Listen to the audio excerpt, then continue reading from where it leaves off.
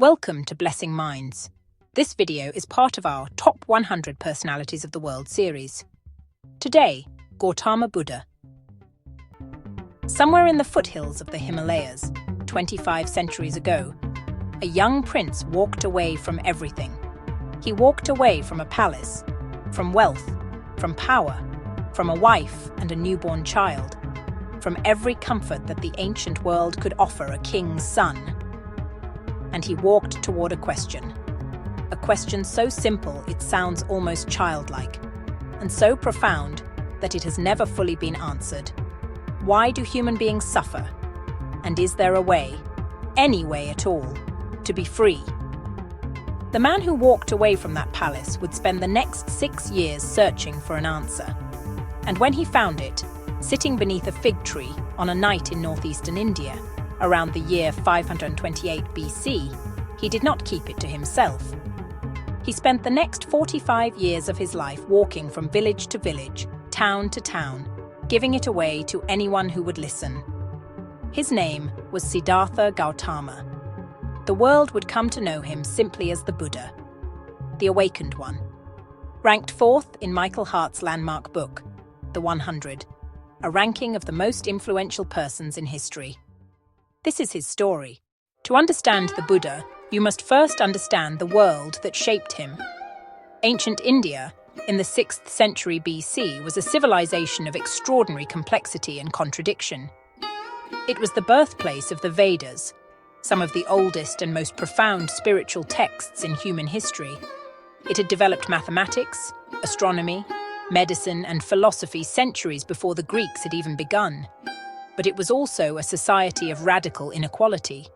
The Hindu caste system divided people at birth into Brahmins, who were priests and scholars, Kshatriyas, who were warriors and rulers, Vaishyas, merchants and farmers, Shudras, servants, and below all of them, those considered untouchable, condemned to lives of poverty and degradation, simply because of the family into which they were born. It was also a world of deep spiritual searching. Holy men wandered the forests, starving themselves, sitting in silence for years, seeking liberation from the endless cycle of birth, suffering, death, and rebirth that Hindu philosophy called samsara. Into this world, beautiful and broken, spiritual and cruel, a prince was born. His name at birth was Siddhartha Gautama. Born in approximately 563 BC in Lumbini, a garden in what is today the nation of Nepal, Siddhartha was the son of a king. His father ruled the city of Kapilavastu in the foothills of the Himalayas.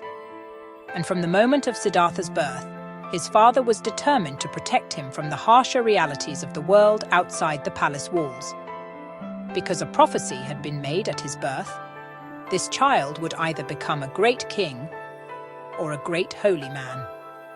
His father, the king, preferred the first option, and so Siddhartha was raised in a world of extraordinary luxury and deliberate isolation.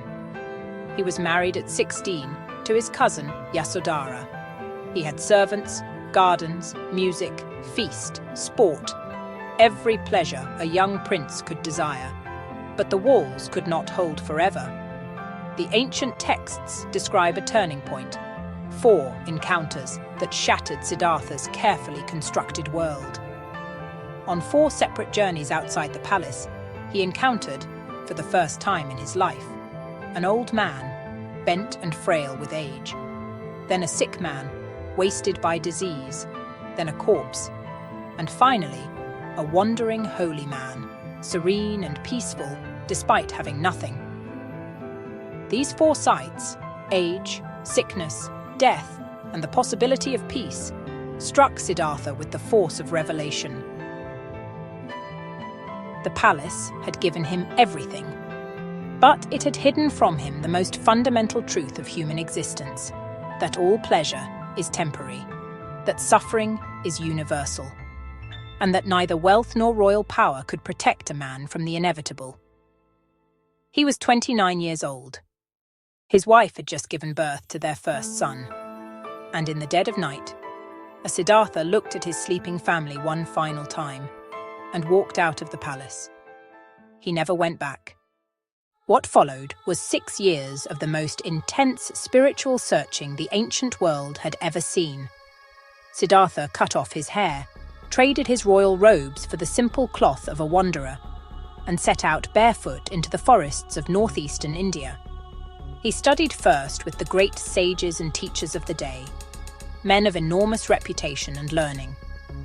He mastered their systems, absorbed their wisdom, and asked them directly, "Has this brought you to the end of suffering?" And the answer, each time, was no. He then turned to the path that many holy men of that era believed was the surest road to liberation: extreme asceticism. For years, Siddhartha subjected his body to conditions almost beyond human endurance.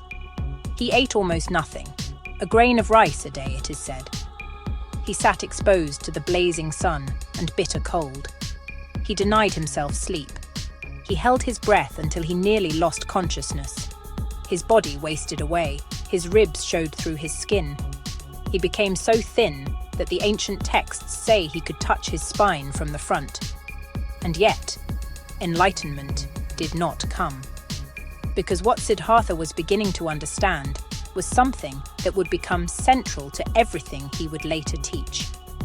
That tormenting the body only clouds the mind. That the answer was not in the extremes, not in the life of endless pleasure he had left behind, and not in the life of extreme denial he was now living. The answer lay somewhere in between. He called this insight the middle way.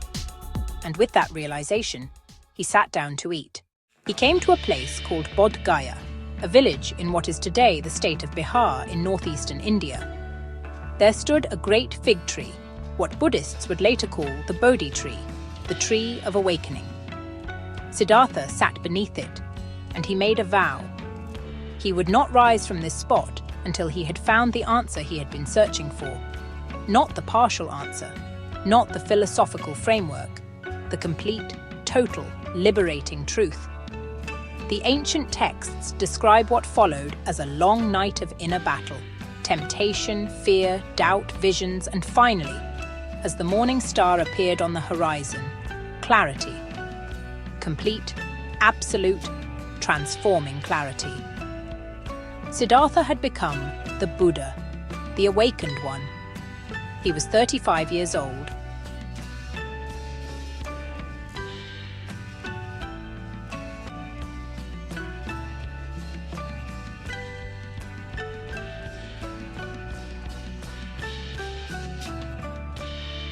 What had he understood? What was the insight so powerful that it would change the spiritual landscape of an entire civilization? He sat with it for several weeks. Some accounts say 7. Not speaking, simply resting in what he had found. And then he rose, and he began to walk. He walked to a deer park near the city of Sarnath, just north of the great Hindu holy city of Varanasi. There, 5 ascetics who had previously travelled with him sat waiting. They had abandoned him when he started eating again, thinking he had given up. But when they saw him approach, something in the way he moved, the way he carried himself, made them stop. He sat among them, and he gave what Buddhists call the first sermon, the turning of the wheel of Dharma.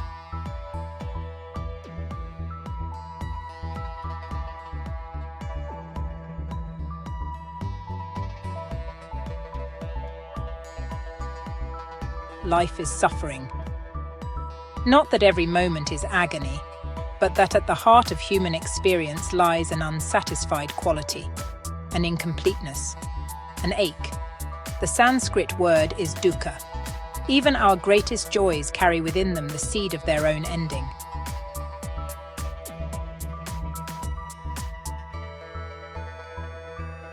Suffering arises from desire. We suffer because we crave pleasure, status, permanence, control. And because the world cannot grant us permanence, because everything changes, everything ends, our craving becomes the source of our pain.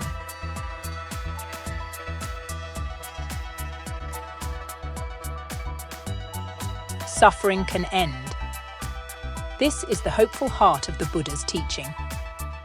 There is a state, he called it nirvana, in which craving ceases, in which the restless grasping of the human mind falls still. Literally, nirvana means blowing out, like the extinguishing of a flame. Not death, not emptiness, but a profound and unshakable peace.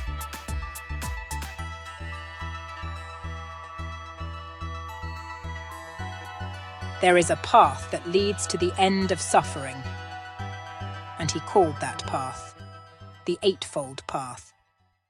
The Eightfold Path is not a list of commandments.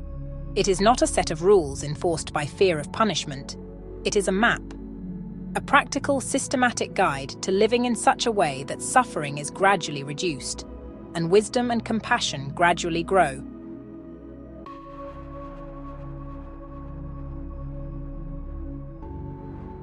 Right view, understanding the nature of reality clearly.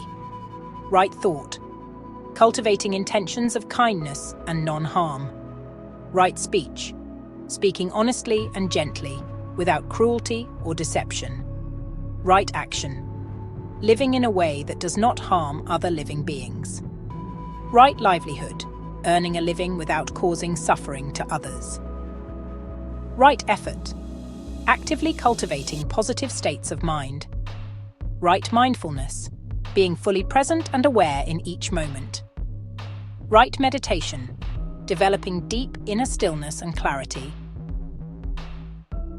What is remarkable about this framework is its complete absence of dogma.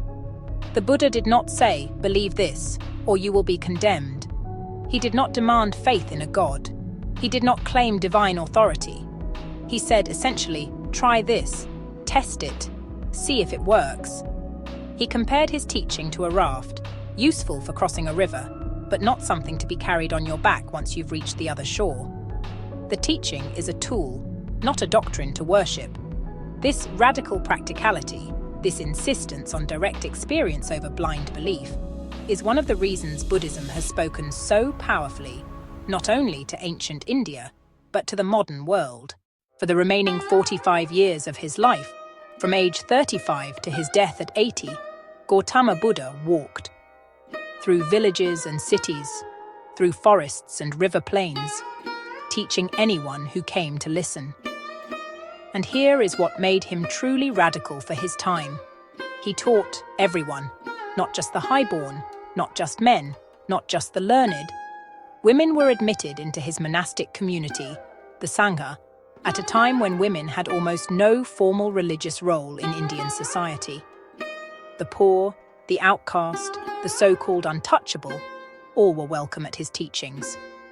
In a society organized by birth, by caste, Buddha declared that a person's worth was not determined by who their parents were. It was determined by how they lived, by their conduct, by their character, by their compassion. This was not just philosophy. This was a social revolution.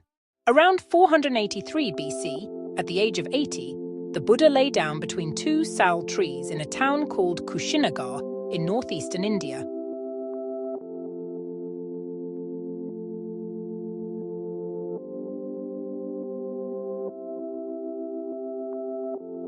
He died as he had lived, with complete equanimity. The movement he left behind was still small. Thousands of converts, yes, but compared to the vast population of India, a ripple in an ocean. His words had not been written down. His disciples had memorized his teachings and passed them from mouth to mouth, generation to generation, a tradition of living memory. For nearly 2 centuries after his death, Buddhism remained a modest but growing movement, respected but not dominant. And then, an emperor changed everything. In the 3rd century BC, a man named Ashoka ruled the Mauryan Empire, one of the largest empires in the ancient world, covering most of the Indian subcontinent. By every measure of power, Ashoka was one of the mightiest rulers alive. And then he fought the Battle of Kalinga. The accounts describe a slaughter of staggering proportions, over 100,000 killed in battle, hundreds of thousands displaced. The land soaked in blood. and Ashoka walked across the battlefield and wept. The emperor who had commanded that slaughter was so overcome by horror and remorse that he abandoned warfare forever. He converted to Buddhism, and he became, in the words of historians, one of the most extraordinary rulers in the history of civilization. He erected pillars across his empire, many of which still stand today, inscribed with Buddhist principles of compassion, tolerance, and non-violence. He banned animal sacrifice. He built hospitals for humans and for animals. He planted trees along roads for shade and fruit. He dug wells so travelers could drink. And he sent Buddhist missionaries, including his own son and daughter, to Ceylon, to Afghanistan, to Central Asia, to the edges of the known world. This was the moment Buddhism stopped being a regional movement and began its journey to becoming a world religion.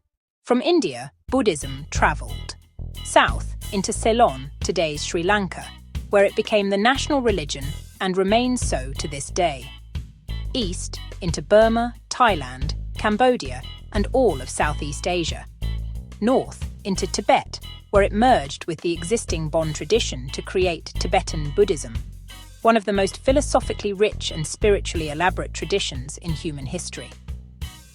Along the Great Silk Road, that ancient highway of trade and ideas that connected China to the Mediterranean, Buddhism moved eastward into China. And in China, it found fertile ground. It adapted. It merged with Taoist and Confucian thought. It gave rise to Chan Buddhism, which Japan would later receive as Zen. From China, it moved to Korea. From Korea to Japan. By the 5th century AD, Buddhism had spread across virtually the entire Asian continent, from the Arabian Sea to the Pacific Ocean, from the Himalayan plateau to the Indonesian archipelago. No religion in history had traveled so far, adapted so fluidly, or taken root in so many different cultures, without an army, without an empire, without coercion. Only with ideas. Michael Hart, in placing Buddha fourth on his list, below Muhammad, Newton, and Jesus, makes an honest and careful observation. There are roughly 500 million practicing Buddhists in the world today, compared with 1.8 billion Muslims and 2.4 billion Christians. By raw numbers, Jesus and Muhammad reach more people. But Hart notes something crucial. The numbers can be deceptive. Buddhism was so influential in India that Hinduism itself absorbed many of its core ideas. The emphasis on non-violence, the concept of karma as an ethical principle, the value of meditation and inner stillness. In China, millions of people who do not call themselves Buddhist have been profoundly shaped by Buddhist philosophy. And here is something that Hart highlights with quiet admiration. Of all the great world religions, Buddhism has the most extraordinary record of non-violence. There have been no Buddhist crusades, no Buddhist inquisitions, no religious wars fought in Buddha's name that come close to the bloody conflicts that scarred Christian Europe for centuries.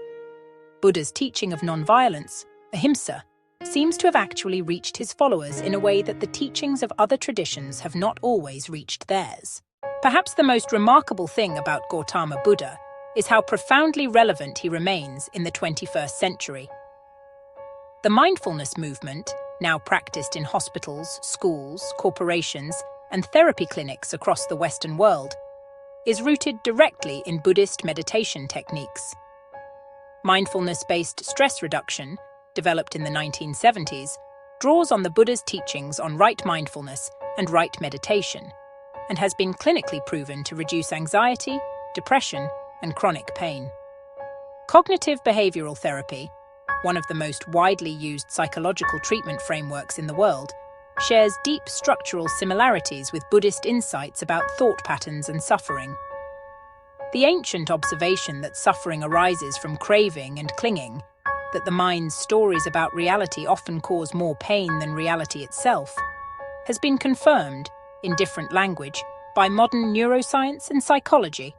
The Buddha was, in a very real sense, one of history's earliest psychologists. He was born a prince. He had everything, and he gave it all away, not out of despair, but out of an extraordinary refusal to be distracted from the most important question a human being can ask. Is there a way to be free? He found his answer beneath a tree, alone, in the dark. And for 45 years he walked the roads of India giving that answer away for free, to anyone who was willing to sit still long enough to receive it. No army, no empire, no book, just a man walking. And a teaching that still echoes, 25 centuries later, in every meditation hall, every therapy room, every quiet moment in which a human being simply stops, breathes, and asks, "Am I at peace?" That question, and the possibility of answering yes, is the gift of Gautama Buddha.